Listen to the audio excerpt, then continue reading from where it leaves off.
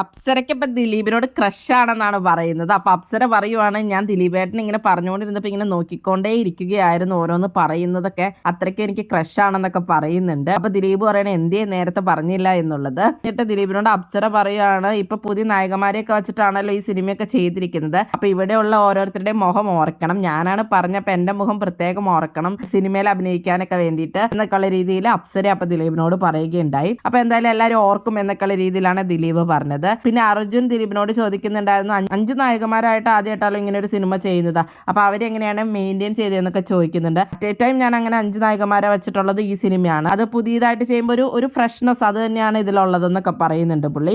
സിബി അതായിട്ട് പറയുന്നുണ്ടായിരുന്നു, മരുഭൂമിയിൽ ഒരു മഴ പെയ്ത പോലെ ആയി ഇപ്പൊ ദിലീപേട്ടൻ വന്നപ്പോ എന്നൊക്കെ ഉള്ളത്.